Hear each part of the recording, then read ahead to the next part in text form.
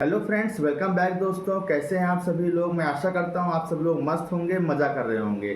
Friends, हम लोगों ने जोधा अकबर सीरियल के पिछले एपिसोड में देखा कि राजा सूर्यभान सिंह और जोधा जो है वो एक दूसरे से मिलते हैं रानी मैनावती की एक साजिश के चलते, जो कि उन्हें पत्र लिख के धोखे से बुलाती हैं नदी के पास। और वो लोग जब एक दूसरे से मिल के वापस लौट रहे थे तो वहीं पर राजा भारमल को लेकर के रानी मैनावती वहीं पहुंच गई। और अब आगे देखना ये इंटरेस्टिंग होने वाला है कि अब क्या होगा, क्योंकि मुझे तो लगता है कि उन्होंने दोनों की शादी कराने के चलते ऐसा कदम उठाया है, इस तरीके से पत्र लिख के दोनों को एक साथ बुलाया है। अब राजा भारमल को ये बात मालूम है कि नहीं मालूम है, ये भी जानना काफ़ी इंटरेस्टिंग होगा। दोस्तों, वीडियो एंड तक जरूर देखिएगा, वीडियो में काफ़ी मज़ा आने वाला है। सो फ्रेंड्स, चलिए वीडियो स्टार्ट कर लेते हैं। तुमसे ऐसी आशा नहीं थी जोधा। पर बाबू साहब, क्यों भूल गई तुम कि तुम हमारी बेटी हो, एक राजकुमारी हो, राजपुतानी हो तुम। जब राजा सूर्यभान सिंह ने तुमसे कहा था कि इस युद्ध से पहले वो तुमसे विवाह नहीं करेंगे, फिर क्यों रात गए तुम उनसे मिलने गई? क्या मतलब था इसका? आप हमारी बात क्यों नहीं सुन रहे हैं? देखा वो कम था क्या जो तुम्हारी बात और सुने? अरे विवाह के बाद कोई कुछ नहीं पूछता, किंतु विवाह के पहले इस तरह से मिलना।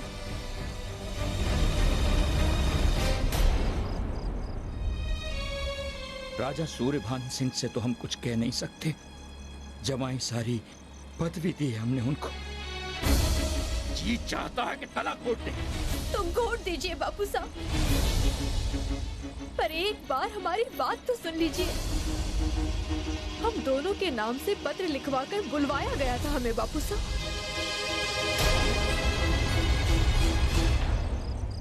और जब हम उनसे मिले तो पता चला ये सब झूठ था।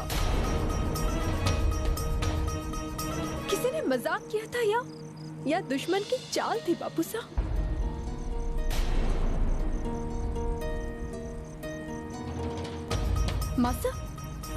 मासा आप तो हमारी बात मानती है ना? नहीं, आज थारी बात मानने का मन नहीं कर रहा है जोधा। क्या आपको भी लगता है विवाह ना करने की घोषणा के बाद भी हम वहाँ पे? तुम गई थी ना वहाँ? गई थी ना?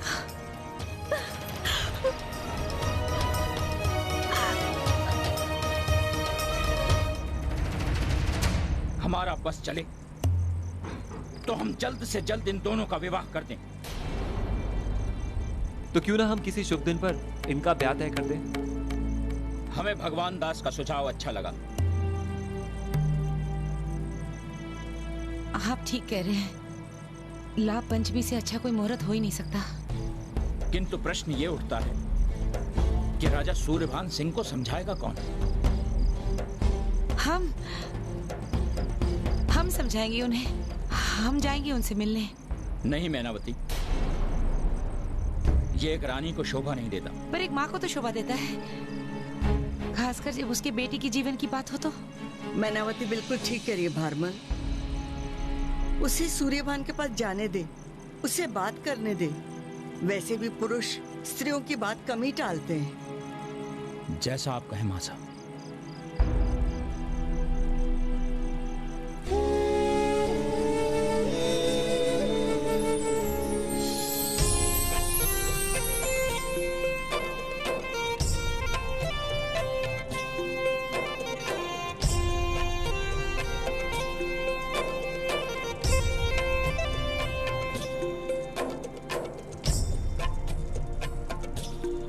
एकांत।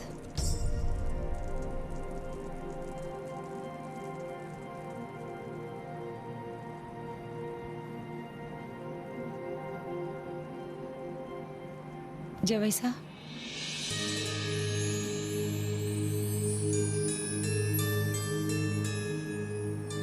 प्रणाम रानी साहब, हमें अभी अभी समाचार मिला कि आप यहाँ पधार रही हैं। हमारी बेटी से ब्याह कर लीजिए। हम समझे नहीं रानी साहब। विस्तार में समझाने का समय भी नहीं है, बस इतना समझ लीजिए, घराने की मान मर्यादा बचाने के लिए हम यहाँ आए हैं। हमारे और जोधा के बीच ऐसा कुछ भी नहीं हुआ जिसका संदेह आपकी आंखों में दिख रहा है। हमें पता है ऐसा कुछ नहीं हुआ, जितने मुंह उतनी बातें। पर हम जानते हैं कि ये साफ साफ किसी का षड्यंत्र है। और किसका इतना साहस कि कोई जोधा के चरित्र पर उंगली उठा सके। इसीलिए तो सारी मर्यादाओं को लांघकर हम आपसे मिलने आए हैं। हम आपकी चिंता समझते हैं, पर हमारी चिंता, अगर हमें युद्ध में कुछ हो गया तो जोधा का क्या होगा? वही होगा जो दूसरी रानियों के साथ होता है। आपके नाम का सिंदूर उसके मांग में सजाकर हम स्वयं उसे जोहर के आग में समर्पित कर देंगे। और यही हम नहीं चाहते हैं रानी साहब। इसे अपनी इच्छा नहीं, जोधा के भाग्य का निर्णय समझकर हाँ कर दीजिए इस ब्याह को। सारी राजपुताना ने आप दोनों को एक मान लिया है, अब ये बदल नहीं सकता। अपना लीजिए हमारी जोधा को। हम विनती कर सकते, हुक्म नहीं दे सकते। बेटी वाले हैं, झोली फैला सकते। ये आप क्या कर रही हैं रानी साहब? आपकी विनती हमारे लिए हुक्म ही है।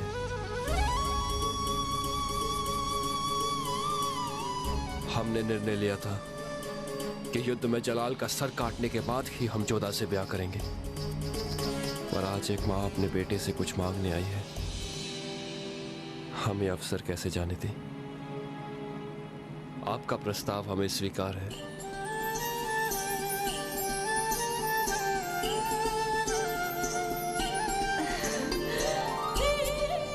अपने मासा और बापूसा को हमारी ओर से बधाई दे दीजिएगा।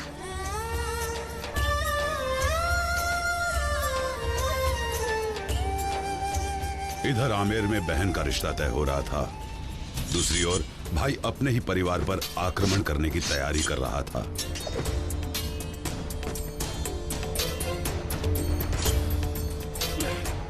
चलाओ अपनी तलवारें, लगाओ अपनी पूरी ताकत। जब तक सेना ही कमजोर होगी तब तक राजा का युद्ध जीतना असंभव है।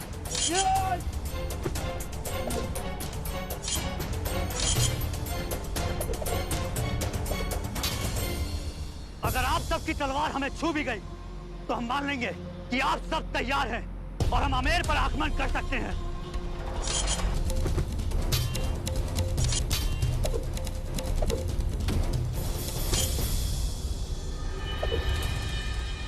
सुजामल जी, आप एक कुशल योद्धा हैं।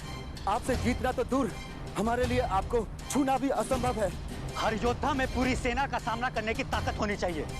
हम चाहते हैं कि हमारा हर योद्धा सुजामल हो। आपकी तरह कोई तलवार चला भी ले सुजामल जी, लेकिन उस बार में वो बात कहा जो आमिर के लिए आपकी तड़प में है।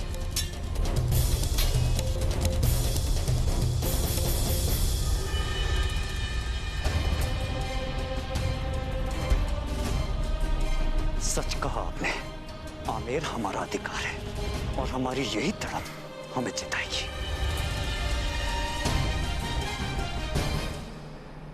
हुकुम की जय हो। एक बहुत महत्वपूर्ण जानकारी है। क्या हुआ? टीले के उस पार कुछ मुगलिया घुड़सवार दिखे। उनका पीछा किया तो पता चला कि मुगल सूबेदार शरीफुद्दीन शिकार के लिए खेमा बिछाए बैठा है। मुगल हम पर कभी भी आक्रमण कर सकते हैं। शरीफुद्दीन? जी हुकुम। मुगलिया सेना का सबसे बहादुर सिपहसालार शरीफुद्दीन, जो आज तक एक भी युद्ध नहीं हारा है, शहंशाह जलाल का दाहिना हाथ माना जाने वाला। कितने सैनिक होंगे? कम से कम 12,000। शायद चंबाई माँ ने हमारी सुन ली।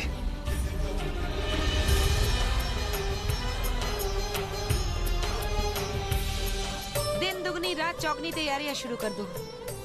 ब्याह ऐसा होना चाहिए कि सारा राजपुताना इसे याद रखे। स्वयं इतिहास भी इन तैयारियों को लिखने पर आतुर हो जाए। सारे महल को रोशनियों से जगमगा दो। सुनार से कहो कि गहने ऐसे बनाए जो कभी किसी ने न देखे हो। महामंत्री से कहो कि राजपुताना के सारे राजाओं को आमंत्रित करे, कोई भी छूटने न पाए। मैनावती, बड़ी खुश लग रही हो। क्यों ना हो मासा, माँ के जीवन में सबसे बड़ा अवसर है ये। बस देख रहे हैं सारी तैयारियां ठीक से हो जाएं, जोधा की विदाई हो जाए। कभी कभी ऐसा लगता है ये महल, ये गलियारे बिल्कुल औरत के हृदय जैसे होते। इनमें क्या चलता है किसी को कुछ पता नहीं। हम कुछ समझे नहीं। वो दोनों पत्र तुम्ही ने भेजे थे ना मैनावती?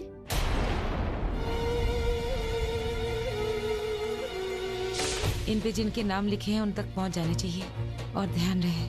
जाओ।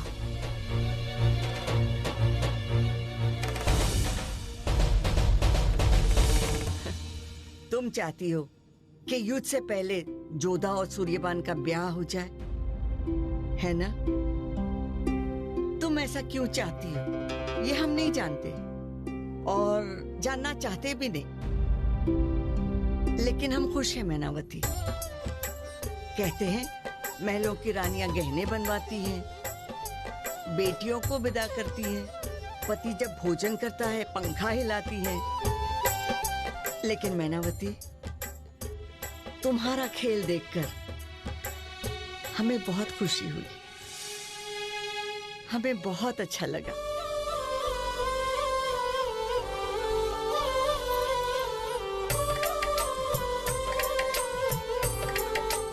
रानियों के कक्ष में कितने युद्ध शुरू हुए और कितने खत्म। एक तरफ मैनावती थी जो साम दाम दंड भेद से अपनी बेटी का जीवन संवारना चाहती थी, तो दूसरी ओर महामंगा जो इसी सोच का गलत उपयोग कर रही थी।